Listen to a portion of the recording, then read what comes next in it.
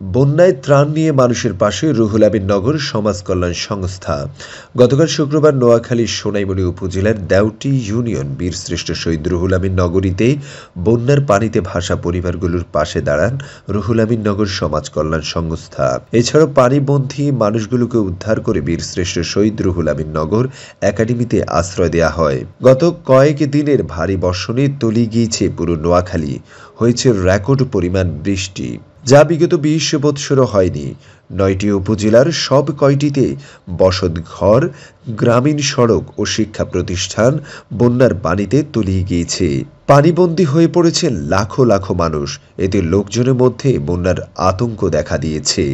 আসলে অনেকে এখনো খুবই করুণ পরিস্থিতিতে আছে। আমরা যেভাবে পারি সহযোগিতা এগিয়ে আসি। প্রবাসী ভাইরা আপনারা এ পর্যন্ত অনেক অর্থায়ন দিয়েছেন, আপনাদের জন্য দোয়া করি, শুভকামনা। মানবতার স্বার্থে এগিয়ে আসুন, সম্মিলিতভাবে আমরা এই গ্রামকে রক্ষা করি। পুরো নোয়াখালী পারের নিচে, তবে যেহেতু আমাদের এলাকাতে আমরা অন্ততপক্ষে দায়বদ্ধতার মধ্যে আছি, সুতরাং আমাদের এলাকাকে রক্ষার্থে প্রত্যেকে এগিয়ে আসুন।